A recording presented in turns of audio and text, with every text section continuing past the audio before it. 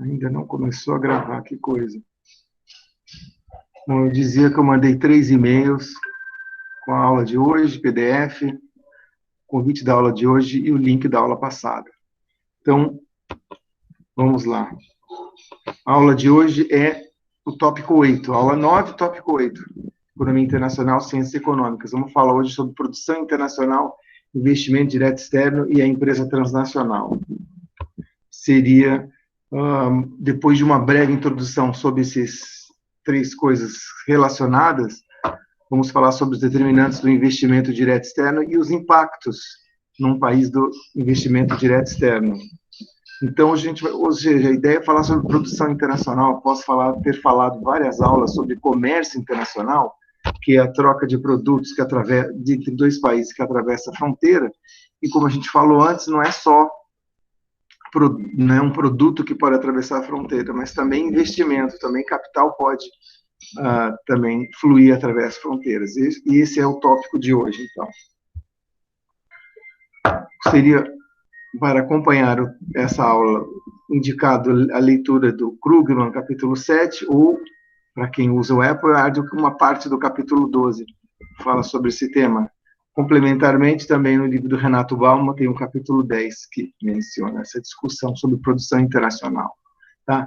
Então, o que eu ia dizendo é que até agora a gente falou sobre comércio internacional, que trata da mobilidade de bens e serviços, ou seja, mobilidade, no caso, internacional, né? A transposição de bens e serviços através das fronteiras. Mas não é só os bens e serviços que atravessam fronteiras. De maneira alternativa, a firma também ela pode se mover, não só o produto que ela produz, mas a própria firma ela pode atravessar fronteiras, né?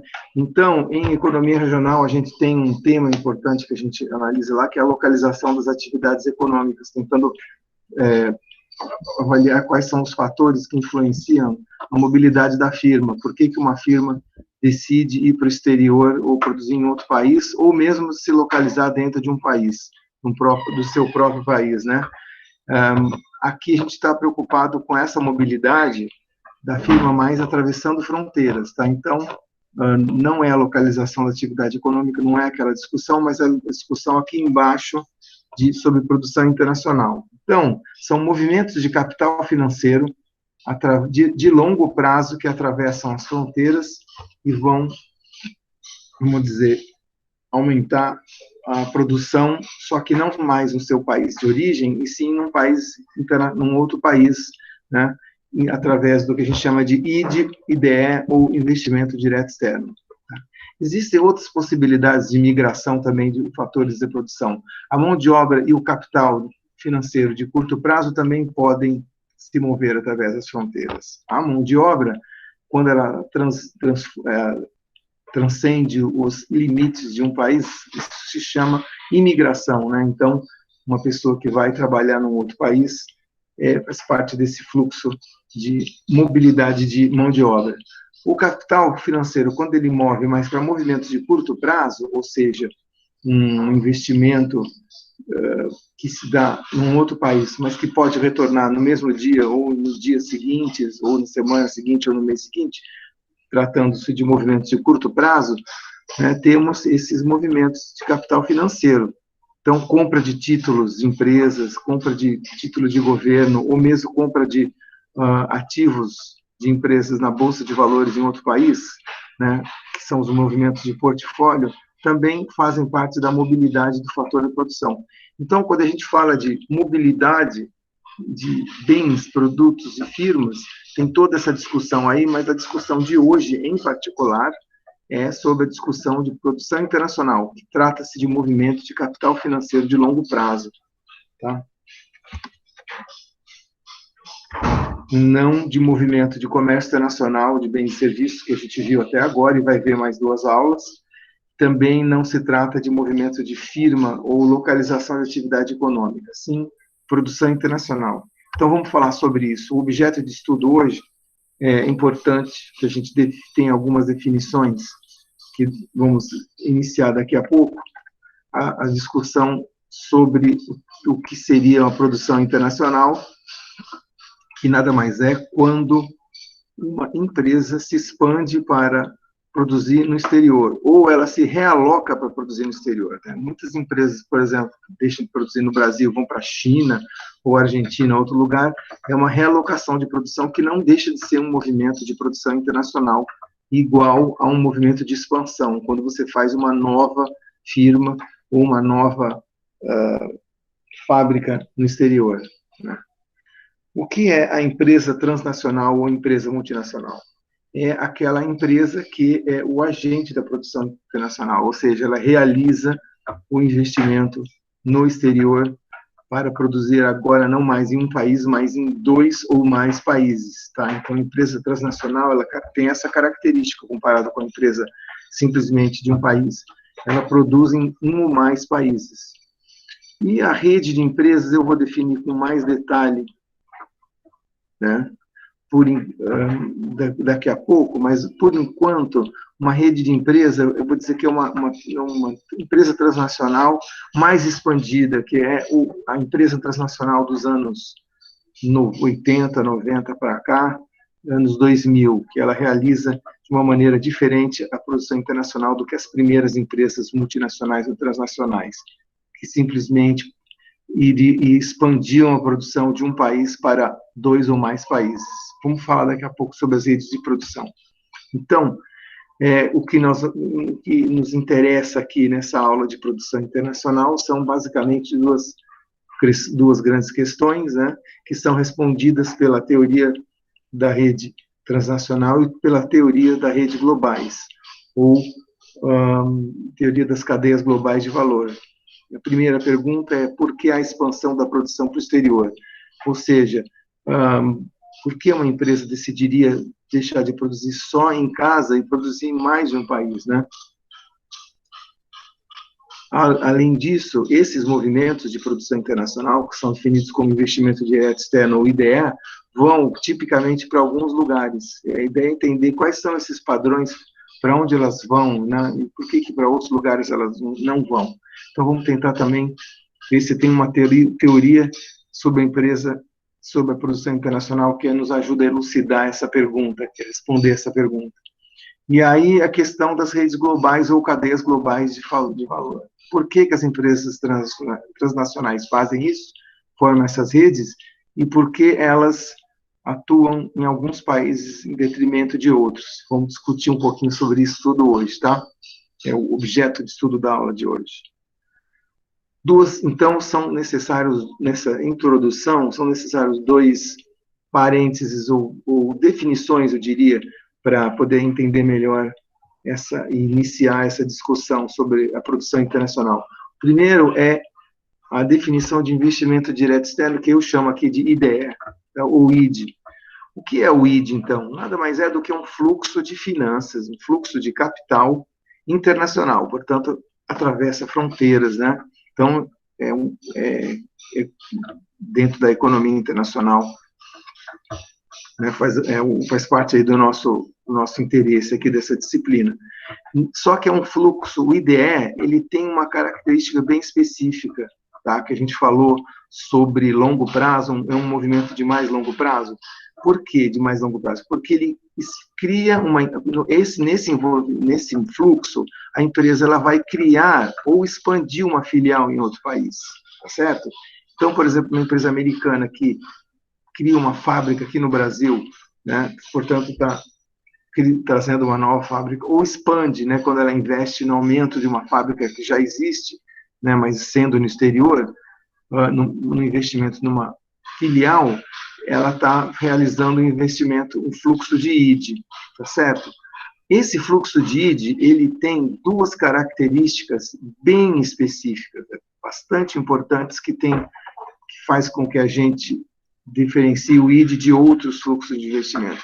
O primeiro deles, por ser um fluxo internacional, né, ele envolve transferência de recursos, e, no caso, transferência de recursos de um país para o outro. Então, atravessa a fronteira, sendo sujeito a todas aquelas coisas que a gente já mencionou no início dessa discussão, no início dessa aula, né, na aula 1 mesmo, que é a ideia de que se atravessa de um país para o outro, então você está aí atravessando fronteiras de dois países que têm diferentes sistemas legais, diferentes sistemas de impostos, eventualmente até diferentes línguas, né? Então, é uma transferência de recursos de um país para o outro, então bastante importante essa característica.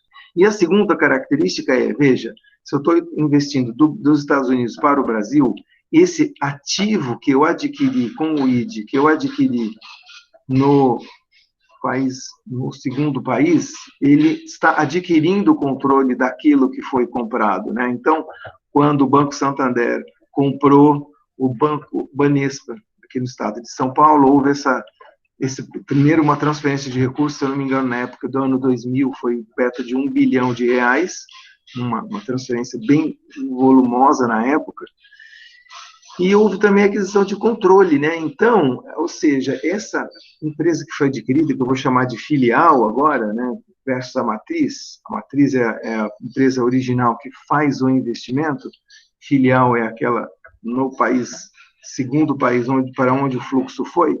Essa filial agora, ela, como está o exemplo do Banespa, não faz mais parte de uma estrutura do país local, né, do país onde que recebe o fluxo de ID, mas sim ela faz parte, a partir de agora, da estrutura organizacional da matriz. Então, o Banespa deixa de ser uma empresa brasileira, de fazer parte lá com a sua estrutura própria, e vai fazer parte da estrutura organizacional do Banco Santander, que tem matriz em outro país, no caso, Espanha, né? Então, essas duas características são bastante importantes quando a gente fala de ID. Primeiro, que há uma transferência de recursos do país da matriz para o país da filial. E segundo, a filial ela é adquirida pela matriz. E nesse caso aí da aquisição de controle, seja quando você compra um ativo já existente, ou quando você cria um novo ativo, por exemplo, quando o banco Xangai HSBC, que na verdade é um banco inglês, ele veio investir no Brasil, ele criou um novo banco, né, aqui, criou uma nova filial que não existia anteriormente, e faz parte agora, a partir de então, começou a fazer parte da estrutura organizacional deste banco. E o outro conceito importante que eu queria falar hoje, começar nessa introdução, era a discussão da empresa transnacional. Então, uma empresa que possui uma matriz em um determinado país e atua em um ou mais países dispersos para o mundo, já entra na definição de transnacional, tá? Mesmo que ela faça parte só de dois países, do país original e de um país, ela já é uma empresa transnacional à medida que ela ultrapassou os limites territoriais do país de origem e começou a operar numa outra região, num outro país, instalando uma filial, né? Então, a instalação de uma ou mais filiais em mais de um país caracteriza a formação da empresa transnacional. Bom, com esses dois conceitos, IDE, ID e transnacional, em mãos, vamos começar a discutir um pouco mais agora de outras coisas aqui. Ainda tem a definição de rede de empresas, que é importante. Isso daqui a gente vai falar em mais detalhes na aula 10, do tópico 10, quando for falar de cadeias globais de valor, porque a rede de empresas nada mais é hoje do que uma cadeia global de valor. Mas a ideia da rede de empresa, ela tem esse conceito de empresa transnacional ampliado, no seguinte sentido: ela é uma empresa que opera em mais de um país, certo? Só que ela tem um arranjo organizacional bem específico, no qual a rede de empresas ela tem vários vínculos, no arranjo dela, não é só o vínculo entre matriz e filial, mas ela tem vários outros vínculos que são sistemáticos no sentido de que se repetem, né?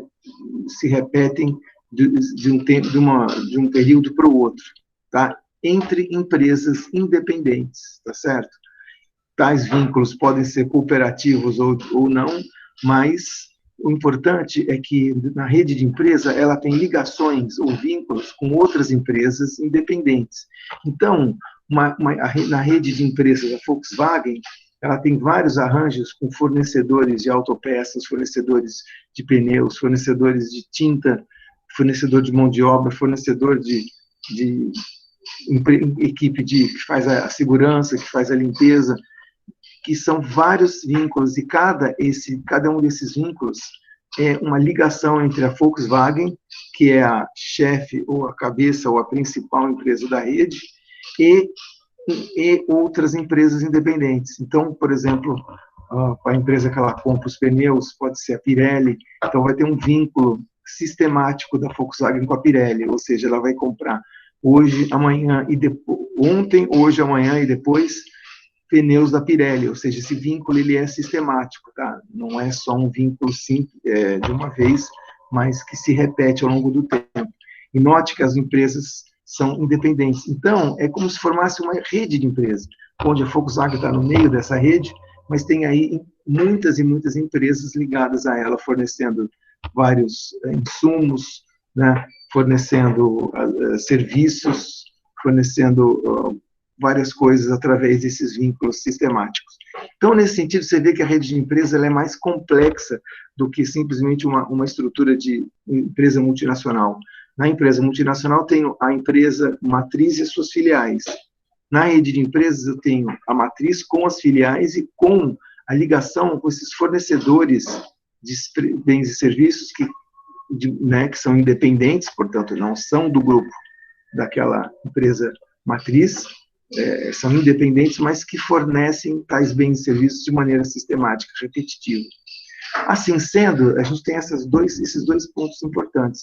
Primeiro é que a rede de empresa, ela serve para isso, para gerar um produto, mas que,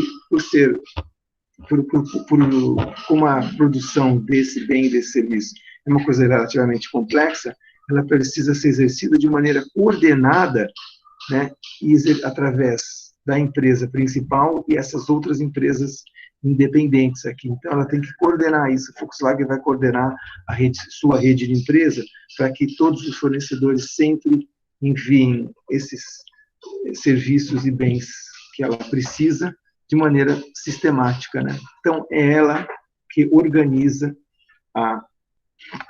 de maneira coordenada a rede de empresa.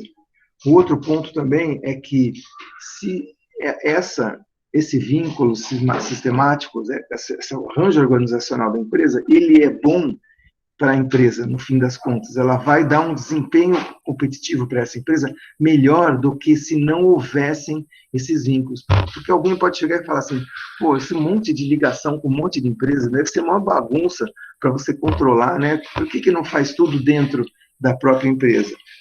Bom, teve um dia que já foi assim, né?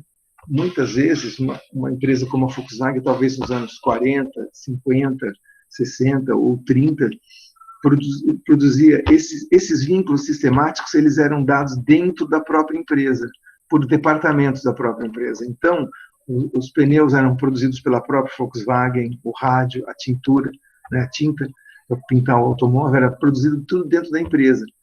De maneira paulatina, esses vínculos foram sendo substituídos por vínculos externos sistemáticos, né? Eu comecei a comprar a tinta da PNG, da Pittsburgh Planing Glass, PPG.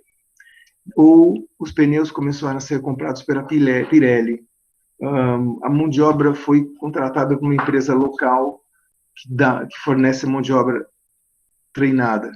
Ou a segurança, os alimentos foram comprados por uma empresa de serviços de restaurantes locais. Fazendo isso, eu consigo ter economias de custo, né, devido a uma série de externalidades positivas de economias de custo e de economia de escala, que faz com que a empresa consiga funcionar melhor, tendo todos esses vínculos, mesmo eles sendo um negócio, um arranjo organizacional mais complexo, só que ele vale a pena, né, porque dá um melhor desempenho para a empresa dentro funcionar em rede do que funcionar fora de rede, certo? Aí, no limite, pessoal, quando você pensa nessa rede de empresas, quando esses vínculos começam a ser externos, ou seja, ir até para o exterior, se localizar em vários países, aí a rede de empresa vira uma cadeia global de valor, tá? Então, por exemplo, a PPG pode fornecer para a Volkswagen a tinta para pintar os automóveis da Volkswagen, não só aqui no Brasil, mas também nos Estados Unidos, também na Europa, também na Ásia, certo? Ou uma rede de empresas de computador, ela pode ter uma parte sendo feita dos seus insumos em um país, outra parte em outro país, e sendo vendida nos 5 continentes. Tá? Então, quando a rede de empresa ela se globaliza, né, a gente vai falar sobre isso na aula final, que é a aula sobre cadeias globais de valor. Então, uma rede de empresa pode eventualmente virar uma cadeia global de valor. Tá? Então, eram esses os 3 primeiros conceitos, ID, empresa transnacional, e rede de empresas, importantes para a gente entender essa discussão sobre a produção internacional. Muito bem. Números. Esses números aqui estão um pouco antigos já, eu não atualizei. De qualquer modo, eu posso dizer para vocês que é um número que tem crescido muito mais, apesar das 2 crises, apesar da crise de 2009 financeira e da crise sanitária de 2020, o fluxo acumulado de ID é bem mais do que os 10 trilhões de 2005, tá? Preciso atualizar esse número, mas ele dá uma boa ideia de como o fluxo de ID é maior até que o fluxo de comércio, né, no mundo. Bem, o ID, o investimento direto externo, ele pode ser para fora ou para dentro. Ou seja, para fora no sentido de que um país como os Estados Unidos investe em outros. Agora, os Estados Unidos também pode receber fluxos de investimentos de outros países.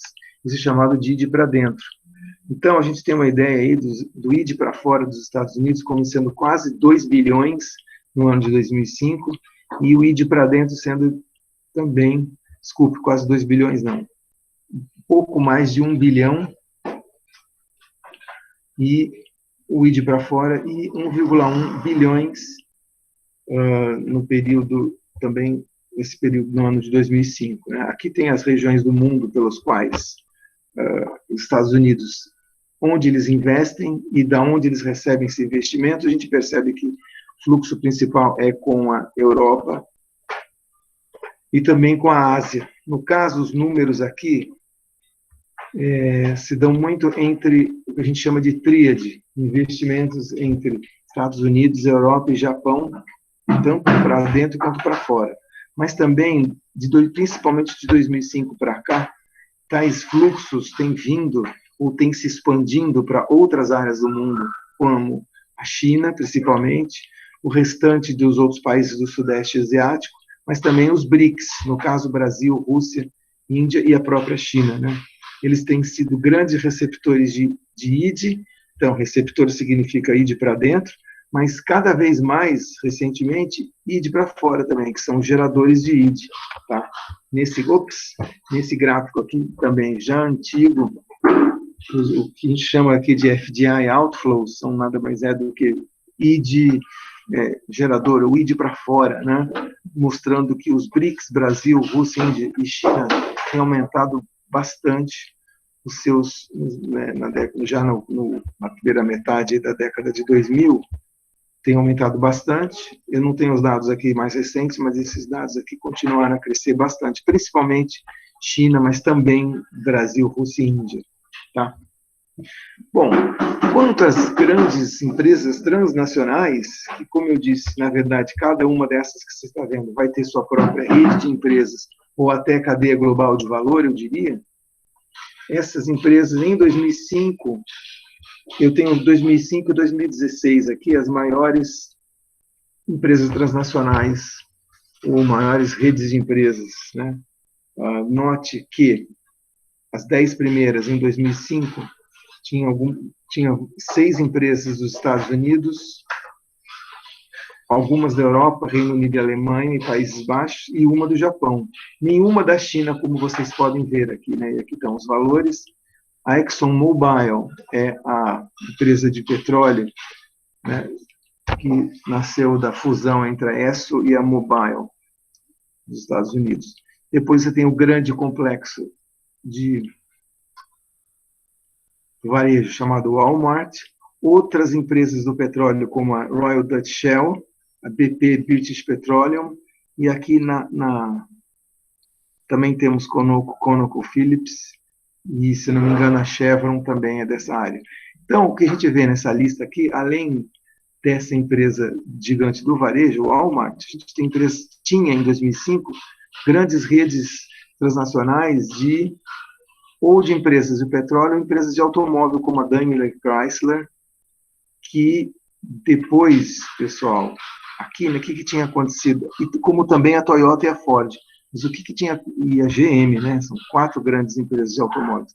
A Daimler Chrysler, na época, era uma empresa de uma fusão que houve entre a Mercedes-Benz e a Chrysler, que depois foi separada de novo, e a Chrysler depois começou a fazer parte do grupo Fiat, então Fiat Chrysler, que agora, por sua vez, já vai se unir numa fusão com o grupo PSA da Peugeot Citroën, grupo francês. Mas, de qualquer modo, o que eu queria mostrar é que, em 2005, as grandes transnacionais eram dos Estados Unidos e da Europa, e uma do Japão, e já em 2016, isso daí muda muito com o crescimento da China, a participação da China na economia mundial, etc., etc. Você já vê aqui 3 empresas da China na lista, somente 3 dos Estados Unidos e 3 da Europa, né? Além daquela uma do Japão, continua a Toyota firme e forte. E nessa lista aqui a gente percebe algumas empresas de automóveis e de petróleo, automóveis, a gente está aqui, a Volkswagen, a Toyota, mas também algumas empresas, e algumas outras empresas de petróleo, mas aí também as chinesas, né? A chinesa China National Petroleum e a Sinopec Group, além da Royal Dutch Shell, ExxonMobil continua na lista. Então, essa expectativa, né, das empresas americanas, e das empresas de petróleo e de automóvel. Né? E o que aparece no lugar? E tem mais uma de petróleo, que é a BP, do Reino Unido. E o que aparece no lugar? Bom, um gigante da tecnologia, a Apple, começa a aparecer entre os 10, mas a Walmart, né, grande empresa de varejo, continua e até passa para primeiro lugar, mas você percebe aí empresas chinesas entre as 4 primeiras. A State Grid é uma empresa de energia elétrica, tá? Então mudou sensivelmente aí a origem e a composição, né, dessas, em termos de produtos, dessa lista entre as maiores corporações do mundo, ou grupos, né, lembrando que cada corporação dessa tem sua própria rede, rege, né, uma grande rede de empresas ou cadeia global de valor. Muito bem. E essa lista de empresas aqui, quando você coloca na geografia, percebemos aí o papel importante ainda dos Estados Unidos, da Europa e do Japão, mas também aí mostrando que, em termos relativos, a China cresceu e muito, né? E aí tem algumas posições aí do Brasil e outras regiões do mundo, aí, como Indonésia, Índia, Arábia Saudita, Rússia e outras partes da Europa, Estados Unidos e Sudeste Asiático. Muito bem, vamos lá. Vou falar um pouco, sim, sobre imigração, antes de voltar e aí sim entrar com as explicações para a produção internacional, falar um pouquinho rápido de imigração. Tá? Nesse curso aqui a gente não vai entrar em muitos detalhes, né, sobre os fluxos migratórios, mas sim fazer 3 comentários. Né? O primeiro deles, que existe recentemente fluxos migratórios em direção aos Estados Unidos e à União Europeia, de imigrantes ilegais mexicanos, no caso, mexicanos e centro-americanos, principalmente, mas também alguns sul-americanos, em direção aos Estados Unidos. Também fluxos de imigrantes que vêm fugindo da guerra síria e da perseguição política e problemas econômicos nos seus países de origem, principalmente da África subsaariana, em direção à União Europeia. Tá? Então, esses dois aqui são os que mais aparecem como manchete de jornal, vamos dizer assim. Mas existe um outro fluxo de migração, ao meu ver, até mais preocupante, né? Também esses fluxos em direção aos Estados Unidos e à União Europeia, que são a fuga de cérebros dos países em desenvolvimento. No seguinte sentido, pessoas bem treinadas e bem remuneradas em países em desenvolvimento, incluindo o Brasil, né, imigram procurando até um retorno maior da sua atividade nesses mercados, né, nesses países como Estados Unidos e União Europeia, tá? Por conta de vários motivos, né? Seja por conta de busca de salários mais elevados, ou uma liberdade profissional maior, ou porque nesses países ele ou ela terá uma condição profissional bem melhor, acesso a melhores tecnologias, mas, enfim, independente da motivação, existe esse fluxo e é um problema para os países, né, do qual você está analisando, esses países em desenvolvimento, porque eles perdem capital humano escasso, né, quando você vê essas movimentações, né, essa fuga de cérebros, e vai ter um impacto de longo prazo no país, né? Então, quando você perde aí cientistas indo para os Estados Unidos, para a União Europeia, cientistas brasileiros, né, vai fazer falta uma hora na própria geração aí de inovação e do funcionamento do país como um todo.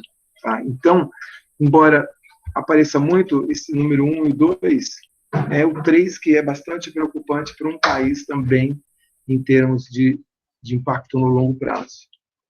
Dito isso sobre imigração, então vamos lá. Agora eu quero falar agora sobre produção internacional e o investimento direto externo. Tá? Então, tentar entender por que uma empresa vai produzir no exterior. Por que ela daria e realizar esse investimento, realizar esse fluxo de ID para o exterior. Bom, veja bem, pensando aí nesse ponto aí de que tentando entender os determinantes dos investimentos direto externo. Se eu vou para o exterior, é porque eu vou ter algum tipo de vantagem lá, né, indo para o exterior. Porque, pensa bem, é aquela história, né? Você acorda com aquela preguiça, que preguiça, vou investir no exterior? Lá longe tem que ter uma língua diferente, é um sistema diferente, eu vou me sujeitar a ir para um outro país, tendo que pagar impostos diferentes, uma situação que é outra, que eu desconheço comparado com o meu país, né? Então dá uma preguiça danada de investir no exterior. Acho que é melhor ficar no mercado doméstico mesmo, né? Que eu já conheço. Então, você pode pensar dessa maneira mais preguiçosa, né? Mas a verdade é que, se houverem vantagens grandes o suficiente, as empresas podem pensar em realizar investimento no exterior, né? Nesse sentido, atrás dos determinantes do ID estão a existência de vantagens para que a empresa faça esse movimento, né? Ou seja, que eu ir para o exterior só se houverem vantagens específicas em comparado com essas empresas locais que estão nesse outro mercado, que eu terei que competir com elas, né? Já vou falar sobre essas vantagens, mas até antes dela, deixa eu fazer mais uma parte aqui, mais uma virada aqui, para dizer que ID não é a única maneira de expandir para o exterior, tá? É a principal maneira de uma empresa transnacional ET se expandir para o exterior, mas não é a única, né? Então, ela pode fazer, na verdade, de 3 modos. Expandir, ir para o exterior, você tem demanda por um produto meu aqui, que eu produzo aqui, você tem demanda lá fora, eu posso satisfazer essa maneira de 3 modos. Primeiro, através da exportação, que, aliás, é o modo mais fácil, né, de você ir para o exterior. Eu simplesmente exporto, produzo aqui, vendo lá fora, pago tarifa de importação, seja lá o que for, vejo qual é a legislação, troco a moeda, dá um certo trabalhinho, mas é a mais fácil. Simplesmente eu produzo em casa vendo para o exterior. Tá? Então, exportação é uma possibilidade, né? Exportação, o comércio internacional, uma possibilidade de eu expandir para fora, sem ter que produzir lá fora. Agora, se eu quiser produzir lá fora, aí porque vão existir vantagens, eu posso fazer isso de duas maneiras, explorar essas vantagens. Fazendo uma unidade produtiva no exterior, aí sim é a realização do investimento direto externo, né? Realização do ID, comprando ou criando essa nova unidade produtiva no exterior. Alternativamente, eu posso fazer o seguinte, olha, ao invés de eu comprar ou criar essa nova unidade produtiva lá fora, eu vou com uma pessoa local, uma empresa lá que existe naquele outro país, e falo o seguinte, ó, produz você para mim, eu te dou os direitos, concedo um royalty, uma patente, alguma coisa, concedo esse direito para você produzir. E a cada quanto você me paga aí X%, X dólares dessa venda. Isso se chama licenciamento. Então, é importante entender isso aqui, que o modo mais fácil é a exportação, certo? Mas que, caso eu queira ir para o outro país, eu posso realizar essa expansão para o exterior através da realização do ID, né, criando uma unidade produtiva local, ou através do licenciamento, que é a transferência de direitos de uma empresa lá do outro país. Beleza? Então, dito isso, vamos voltar para esse modelo das vantagens. Se tiver vantagens, eu posso produzir no exterior. Que tipo de vantagens? Bom, existem dois conjuntos de vantagens que, caso existam lá no exterior, eu vou explorar essas vantagens e aí sim vou lá produzir lá fora, que se chamam as vantagens de localização e as vantagens de internalização. Tá? Localização e internalização. Vamos falar sobre cada uma delas. Primeiro, vamos falar sobre as vantagens de localização. Vantagem de localização são aqueles tipos de vantagens que aquele local oferece para mim que podem fazer com que seja factível eu produzir lá. Entendeu? Vantagens de localização vão permitir com que eu consiga produzir lá no exterior, indo para o local, explorando estar a minha presença no local. Lembra do preguiçoso? O preguiçoso fala, putz, produzir na Espanha, moeda lá é euro, os caras falam espanhol, ai que preguiça. Ah, mas se você tiver algumas vantagens, né, localizando-se na Espanha, que você possa explorar essas vantagens, talvez valha a pena, comparando com as empresas espanholas que já estão lá no mercado. Quais seriam essas vantagens de localização? De 3 tipos. Vantagem de economia de escala, vantagem de minimização de custos e vantagens de superar barreiras comerciais. Então, vamos lá. Vantagem de economia de escala. Vocês lembram da microeconomia? Microeconomias de escala é quando você duplica os insumos, a produção mais do que duplica. Certo?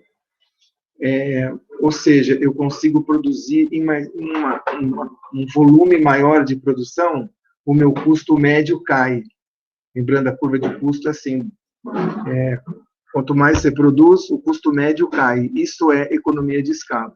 Então, ao invés de produzir 1 ou 2 automóveis na Espanha, né, que o custo médio vai ser bem alto para cada um desses automóveis, 2, 3 que eu produzi na Espanha, eu coloco uma fábrica que produz 1 milhão de automóveis, em média, o custo vai estar lá embaixo. O custo médio é baixo. Isso é uma vantagem de localização, economia de escala. Que geralmente essa ideia aí do custo médio, ela surge de 2 fontes. Quando existe uma demanda grande o suficiente na região, no mercado para o qual eu estou considerando localizar, e quando possui renda suficiente naquele mesmo mercado. Pode ser um país ou bloco de países, tá? Porque, veja você, posso produzir na Europa, vou produzir ali automóveis na Espanha, só que eu não vou vender só para a Espanha, eu vou vender para a União Europeia inteira, os 27 países, né? Então, tem de maior renda. Então, a economia de escala, tipicamente, é a principal vantagem de localização que existe que vai fazer com que um país venha para cá. O que explica milhões de casos aí, sei lá, União Europeia, os investimentos das empresas de automóveis. Por que fizeram no Brasil e não no Uruguai? Porque o Brasil tinha alguma renda, né, um país crescendo, aí, embora o Uruguai também tinha uma renda per capita parecida, e principalmente demanda, né, população aí de 200 milhões. Tá certo que isso não é a única coisa, né, e aí vão surgir outros entraves, mas, de qualquer modo, demanda e renda geralmente geram economia de escala suficiente para um país, para você ir se localizar naquele país, certo? Um segundo ponto, também tão importante quanto a presença de economia de escala, é a presença de possibilidade de você minimizar custos indo para aquele país, indo produzir naquele país.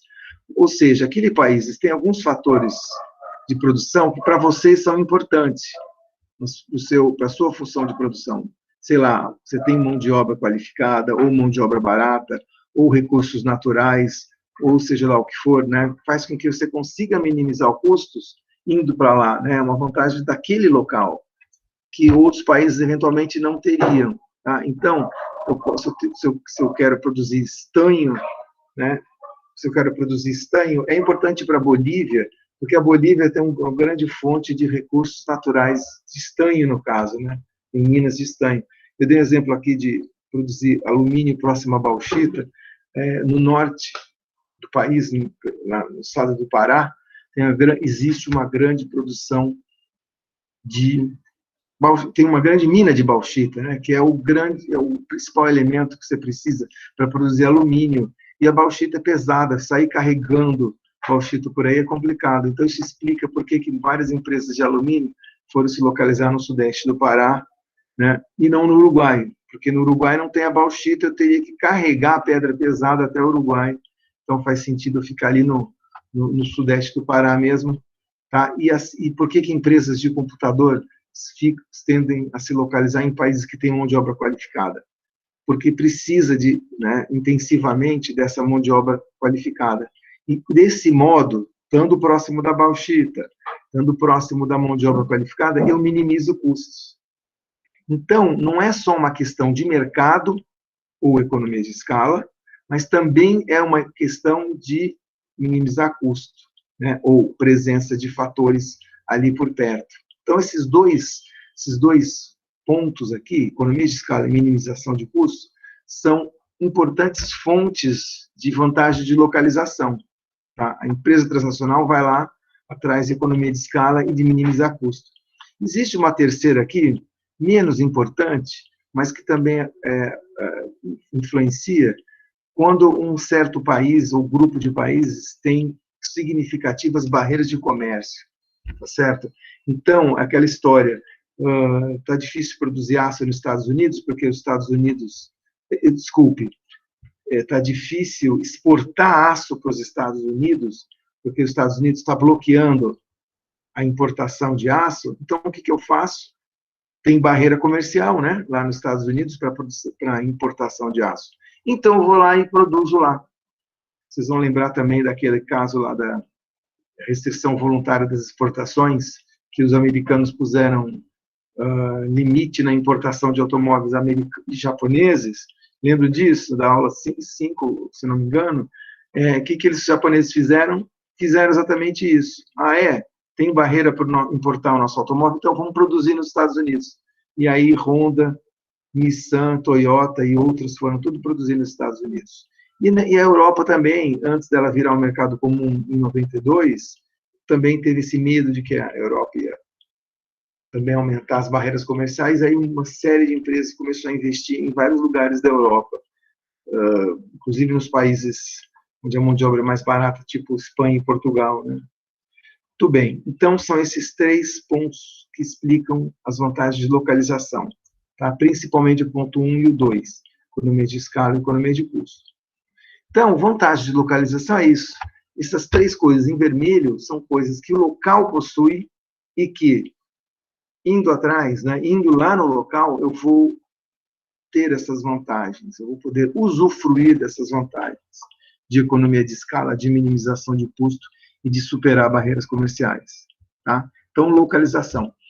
Existe um segundo ponto que é menos importante comparado com esse primeiro aqui, das vantagens de localização, porque esses três aqui, principalmente esses dois, são grandes o suficiente para explicar a maior parte dos casos.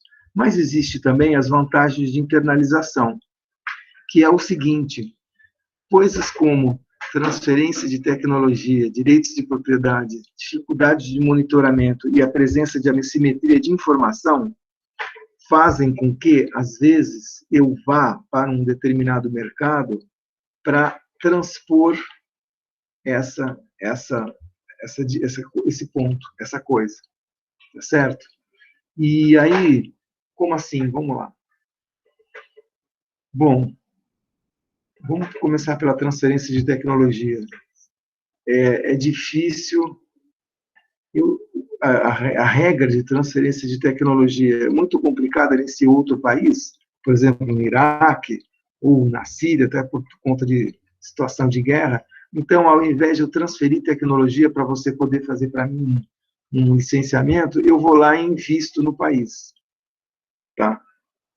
Ou então, direito de propriedade difícil de ser estabelecido. Como é que eu vou fazer um licenciamento, sendo que o país para onde eu estou indo, querendo licenciar meus produtos, eles nem têm regra de direito de propriedade. Outra coisa, quando é difícil, a questão do risco moral, e vocês também aprenderam em micro, que a ideia do risco moral é acompanhar o andamento quando eu faço um licenciamento, de como que a empresa local está lidando com o licenciamento. Então, por exemplo, eu vou lá, olha só, empresa do Mickey lá, do Disney, né? Do chapéu de Mickey, aqueles bonequinhos do Mickey, da Minnie, Pluto, sei lá. Eles vão lá e como é que eles vão licenciar uma empresa no Iraque, sendo que eles não têm nem como monitorar como estão sendo as vendas no Iraque? Então, é melhor a empresa ir e vender pessoalmente. E também a simetria de informação quanto ao valor da marca. Também eu posso dizer, nesse caso aí, você quer investir no Iraque e os caras lá podem subavaliar o valor da sua marca. Então, eles falam para você que o produto custa, ele consegue vender o seu produto lá por $10, só que, na verdade, eles estão vendendo por 20, eles têm informação sobre o mercado e vocês não têm essa informação. Então, também, que a gente viu em micro, também a simetria de informação, todas essas coisas aqui fazem, a existência dessas coisas faz com que seja melhor estar internalizado no mercado. Ou seja, não pensar numa possibilidade de licenciamento da sua marca e sim internalizar-se no próprio mercado. Tá? Então, vamos lá. Resumindo, duas possibilidades. Vantagem de localização, que é o principal motivo pelo qual as empresas vão produzir no exterior, né, principalmente por conta de economia de escala ou minimização de custo, mas também a existência de barreiras comerciais. E também a ideia de que é possível você internalizar, estando no mercado, coisas que, se você tiver de fora, é muito difícil de você seguir, tais como transferência de tecnologia, direitos de propriedades não estabelecidos, problema com monitoramento do uso do seu produto e assimetria de informação. Tá? Então, resumindo, a ideia de eu vou para o exterior atrás de vantagens de localização e atrás de vantagens de internalização, desse modo aqui, ó. Então, aqui eu vou resumir para vocês o modelo. Lembra que eu posso exportar, licenciar ou fazer ID? Lembra que a exportação é a mais fácil de todas? É o modo mais fácil. E se eu só vou para o exterior, só vou pensar em largar a exportação e ir para o ID, para o licenciamento, se houver uma vantagem? Que vantagem é essa? Principalmente a vantagem de localização. O ponto aqui, gente, é o seguinte: essa vantagem de localização é tão forte que, se não existir, para que me aventurar lá fora? É melhor exportar. Então, entre ID, licenciamento e exportação, eu vou preferir exportar, se não houver vantagem de localização. Se houver vantagem de localização, aquelas 3 primeiras lá, aí eu vou decidir se eu vou fazer ID ou licenciamento. ID ou licenciamento. Eu posso fazer qualquer um dos dois. Posso fazer ou investimento direto externo ou licenciamento. Tá. Só que aí tem um segundo passo. Eu estou dizendo para vocês que eu posso fazer ID ou licenciamento, né? Mas, vejam vocês que, às vezes, na maioria dos casos, eu vou tentar fazer ID. Eu só vou fazer licenciamento quando? Quando for existir essa vantagem de internalização. Caso contrário, eu faço ID mesmo. Por quê? Porque, olha só, se é um país que nem, vamos supor, Bélgica, é uma empresa americana, tá? A empresa americana vai investir ou na Bélgica ou no Iraque. Vamos pensar na Bélgica. Na Bélgica, por que eu vou fazer investimento direto externo mesmo? Ou licenciamento? Porque não vou ter problemas com o direito de propriedade, nem com o monitoramento, nem a simetria de informação. As regras lá são bem claras, e aí eu posso decidir entre ID e licenciamento. Agora, no caso do Iraque, a empresa americana só vai fazer licenciamento. Desculpe, ID, nunca o licenciamento. Por quê? Por conta da vantagem de internalização que existe. Os direitos de propriedade no Iraque, o monitoramento e a simetria de informação fazem com que eu tenha que internalizar lá. Se eu for porque é um país que não tem direito de propriedade bem definido, não tem uma possibilidade de você monitorar bem, e existe a simetria de informação. Não dá para transferir tecnologia, portanto. Né? Então, é isso. Então, é isso. Vamos lá, resumindo. Tem vantagem de localização? Eu vou fazer o ID ou licenciamento. Não tem vantagem de localização? Eu vou exportar. Entre os dois, eu sou indiferente no caso de países que não obriguem a internalização, como, sei lá, a Bélgica, mesmo o Brasil, né, a maior parte dos produtos dá para você monitorar, para você transferir, né, o licenciamento de direito de propriedade numa boa. Agora, se um país que é mais complicado, aí só o único jeito internalizando, aí eu vou ter que fazer ID, nunca licenciar. Tá? Então, esse é um modelo de determinantes do ID. Entre essas 3 formas, está aqui, resumo 1 e 2, tá? Que vão ocorrer. Beleza. Antes de falar sobre os impactos do ID, deixa eu falar 2 coisinhas aqui sobre esse modelo que vocês viram aí, certo? Da vantagem de localização. São 2 comentários que eu quero fazer. Esse modelo continua, tá? É um bom modelo, explica bastante sobre determinantes de investimento direto externo, mas eu queria fazer 2 comentários. O primeiro deles é que, em geral, ID e comércio internacional, eles são substitutos entre si. Em geral, eles são substitutos. Por quê? Porque existe vantagem de localização.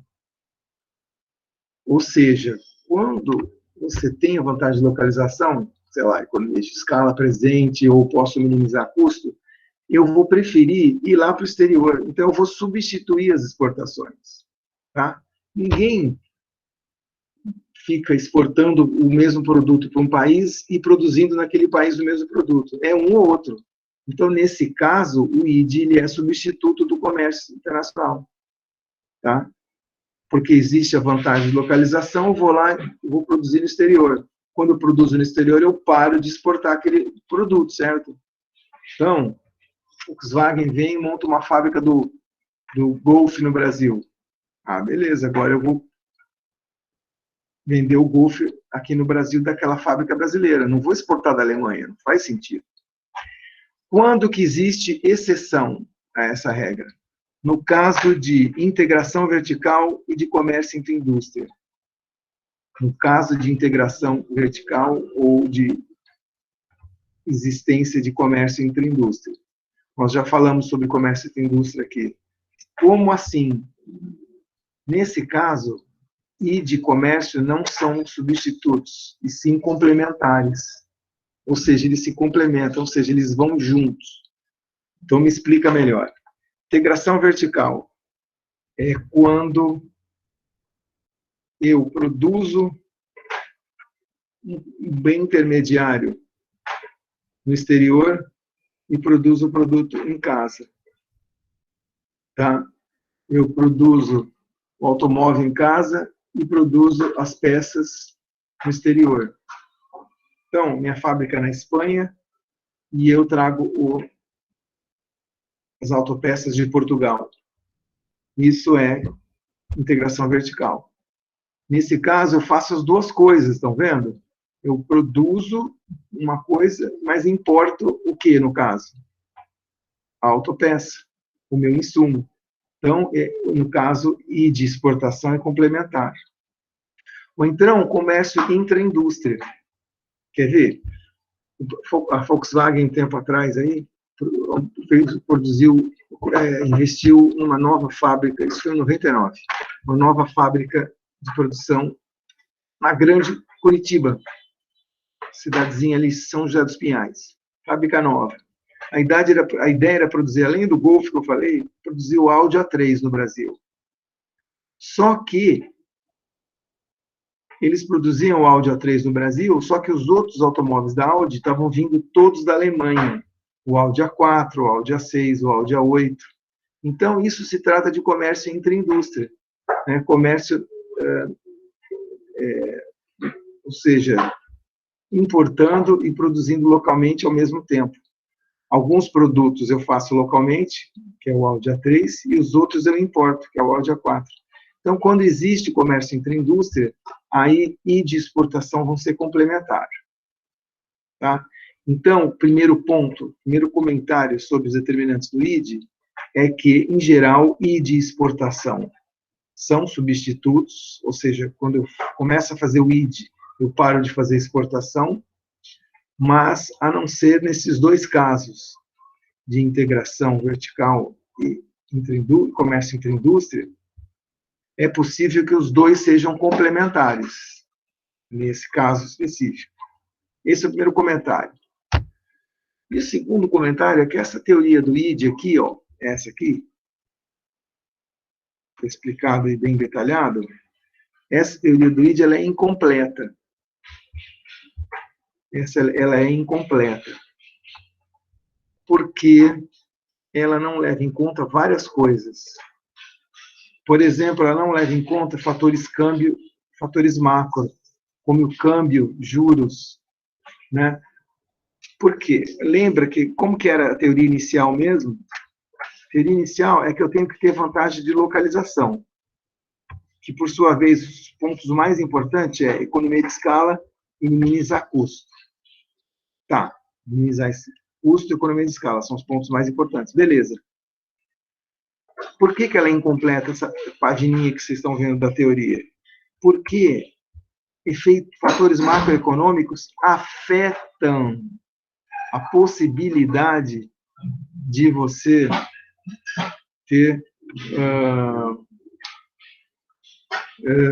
afetam o seu lucro e, portanto, podem afetar as vantagens de localização.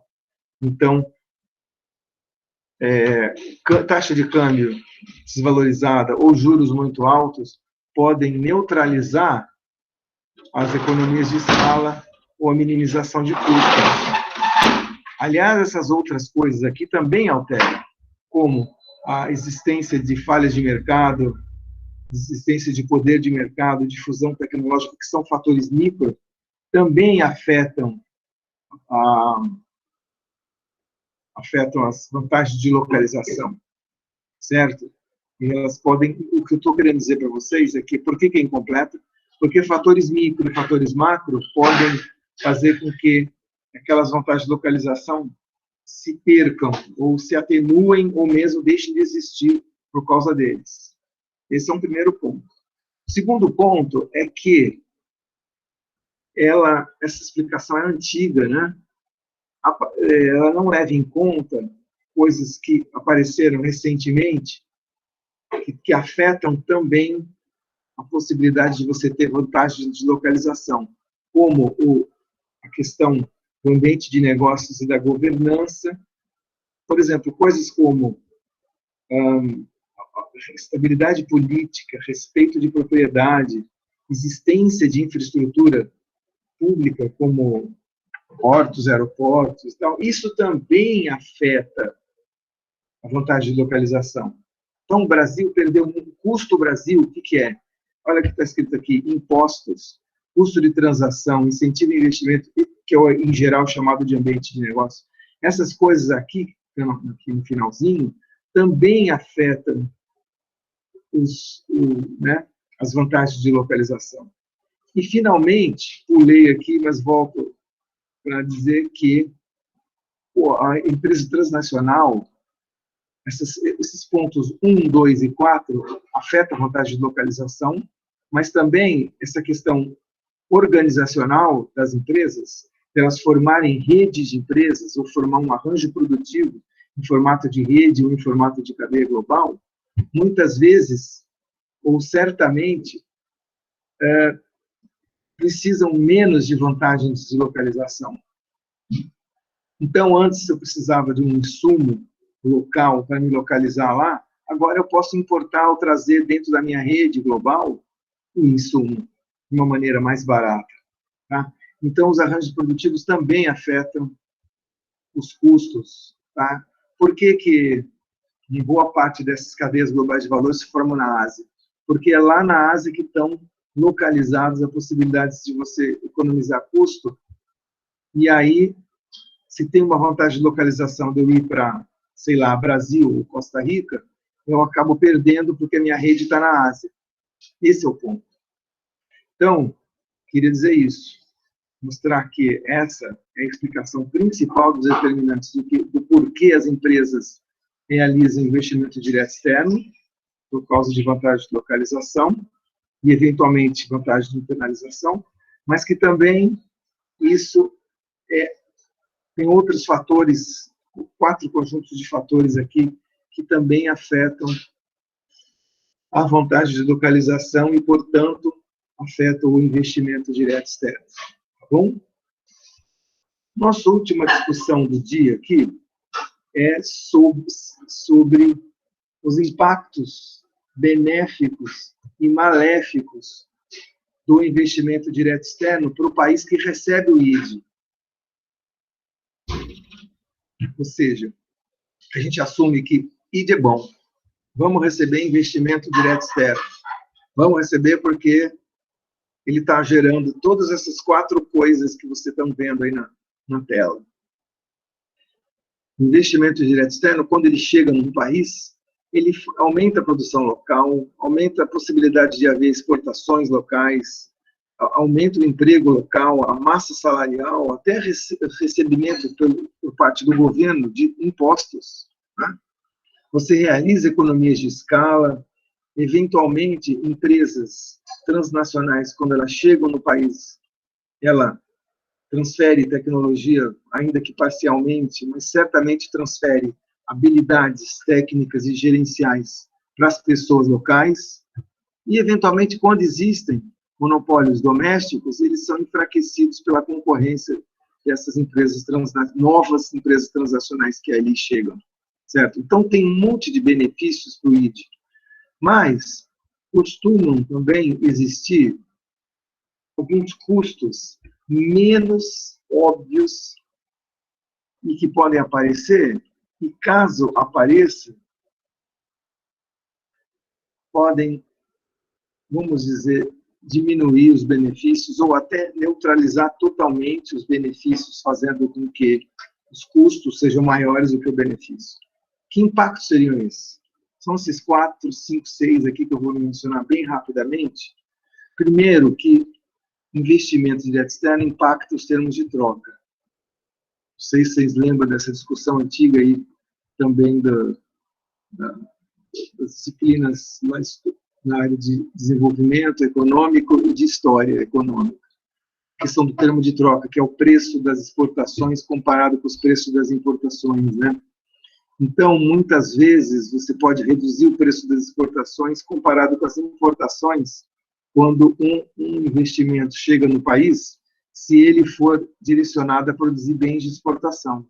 Tá? Se eu estou produzindo só coisas para exportar, não produtos locais, né, para o mercado local, pode ser que dê um efeito nos termos de troca. Ou não, né, isso tem que ser avaliado, mas há casos que já aconteceu isso. Tá? Outra coisa é quando existe também o preço de transferência.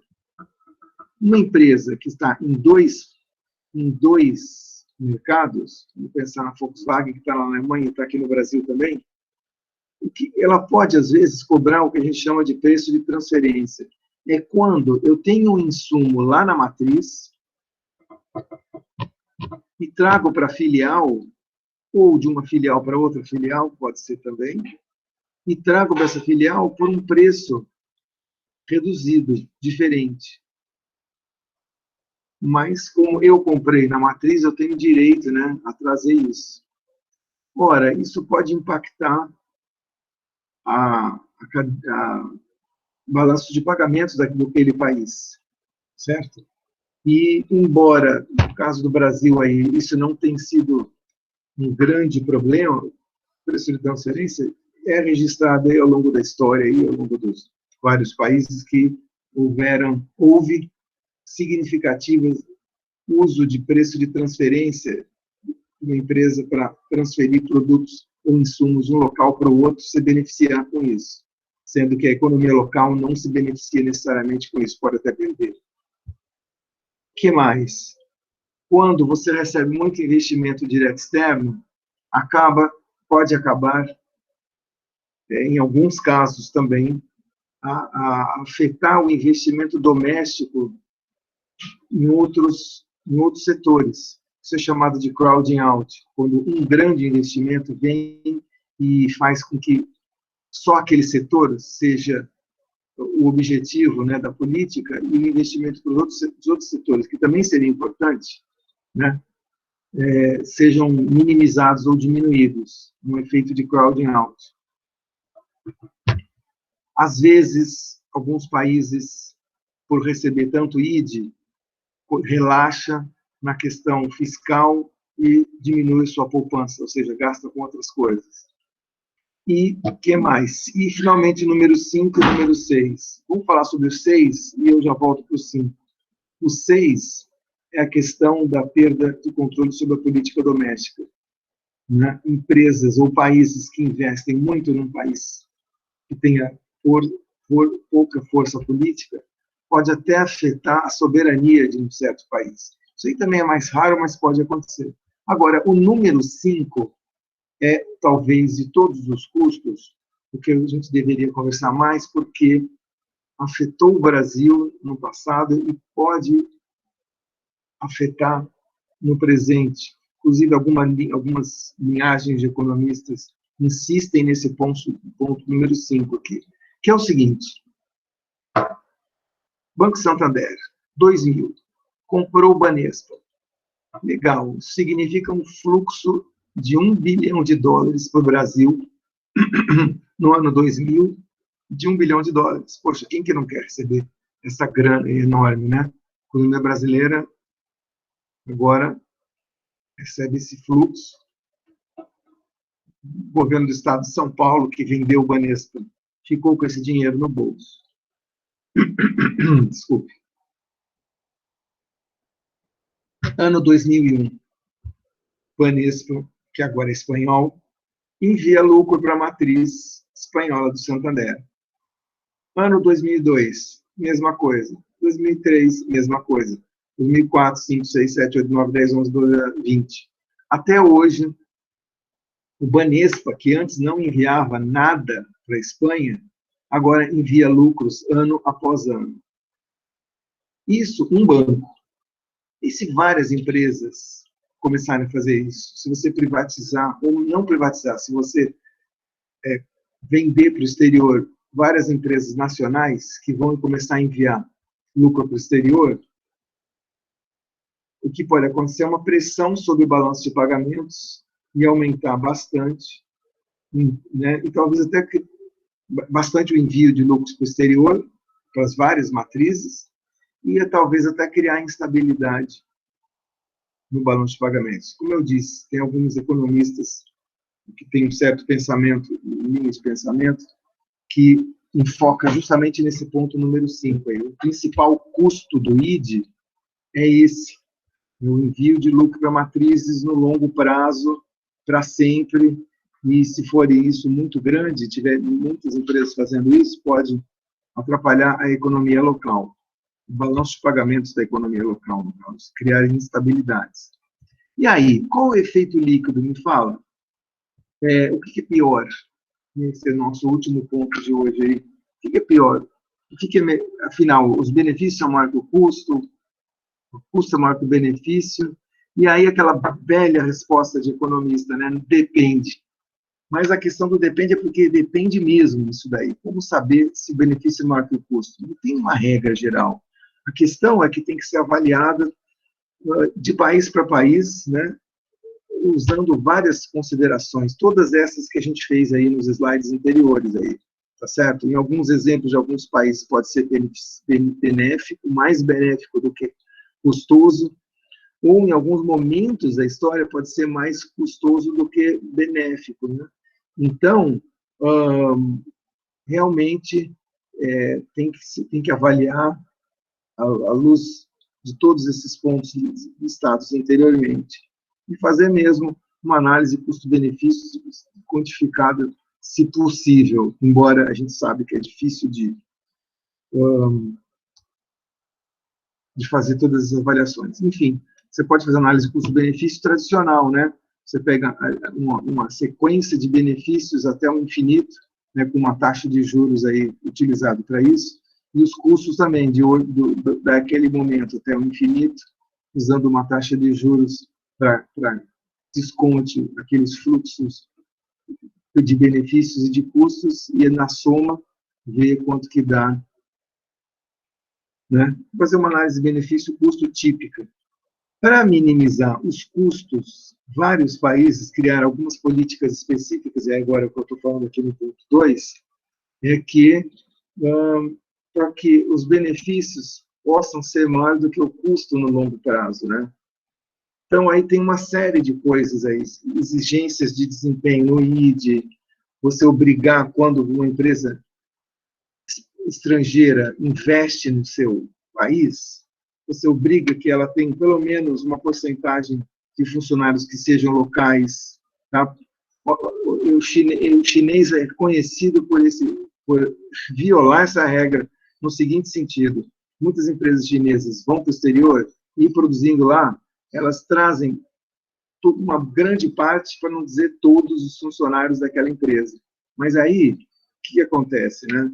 Você não está transferindo renda para as pessoas locais e nem conhecimento, mão de obra, para aquela mão de obra, né? Então, existe uma porcentagem mínima de funcionários locais como exigência de desempenho, outra exigência de desempenho, que uma porcentagem máxima pode ser repatriada ao país sede. Então, se o meu lucro é 1 bilhão, né, no ano seguinte da privatização, meu lucro aqui vamos exagerar, 500 milhões, eu posso mandar só X%, sei lá, 50%. Eu não posso mandar o lucro inteiro do ano, porque senão vai ser meu balanço de pagamentos começa a ser afetado. Mínimo de produção que tem que ser feito para exportação, conteúdo de insumo doméstico, obrigando que a empresa que investiu no país, naquele país, utilize fornecedores de insumos do país local, proibir investimento direto em alguns setores estratégicos. O setor de petróleo é incrível, como sempre foi considerado setor estratégico, né?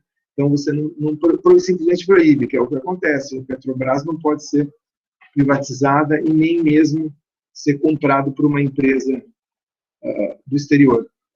Aí a gente cai naquela discussão sobre a liberalização, aquela discussão do OMC, principalmente no período mais recente, no período já do OMC, antes do GATT, depois do GATT, que é aquela questão de que os investimentos também têm que ser liberalizados, né?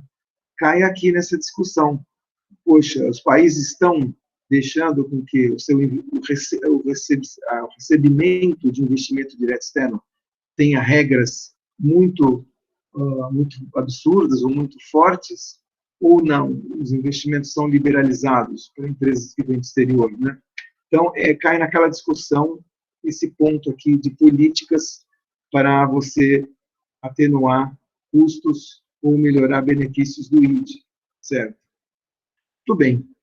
Então, eu vou passar para vocês daqui a pouco essa atividade aqui, mas coloco antes da atividade 8 aqui, do tópico 8, mencionar aqui rapidamente como explicar a decisão de uma empresa entre as três formas de produção no exterior. Aí está, nos slides anteriores, está bem explicado isso, eu pedi para vocês olharem com calma depois, mas, basicamente, é que a empresa, sempre que não houver vantagens de localização, ela vai preferir exportar. Quando houver vantagens de localização, ela vai poder optar entre investimento direto externo ou o licenciamento. Quando chega nessa escolha entre investimento direto externo e licenciamento, elas nunca vai poder usar o licenciamento se houverem aquelas vantagens de internalização, ou seja, se for difícil os direitos de propriedade, né, existência de assimetria de informação ou problemas de risco moral. Né? Quando houver isso, então ela só vai mesmo poder o ID, nunca vai poder licenciamento. Beleza. E por que essa explicação aqui é incompleta? Né? E também eu já mencionei hoje, porque existem 4 tipos de fatores aí que fazem com que atenuem as vantagens locacionais, principalmente, né? De modo com que a empresa não queira se localizar por conta desse 4 conjuntos de coisas, que são fatores macroeconômicos, fatores microeconômicos, né? Fatores do ambiente de negócios e da governança, e a questão da existência das redes globais de valor. Beleza? Então, são 2 exercícios aí que eu comento rapidinho para vocês, e agora passo para vocês essa atividade, para entregar aí também daqui a uma semana, 10 dias no máximo, tá? Nos próximos dias aí, que é essa atividade 8 aí. Quais são os 2 pontos aqui? Primeiro, a discussão sobre as vantagens na decisão de uma empresa internacionalizar sua produção. Explique cada uma delas. Explique, então, o que é vantagem de localização e o que é vantagem de internalização. Basicamente, essa é a questão 1. E a questão 2, é essa questão que eu falei mais no final aí, sobre os benefícios e os custos que um país receptor de ID, né, tem. Quais são esses impactos, tanto pelo lado bom quanto pelo lado ruim, e essa discussão sobre efeito líquido, tá? E o que os governos têm feito para responder a esses benefícios e custos, que é essa discussão aqui do ponto número 2 aqui, tá? Tudo bem. Eu acho que por hoje era só, viu? Eu vou interromper a gravação por hoje.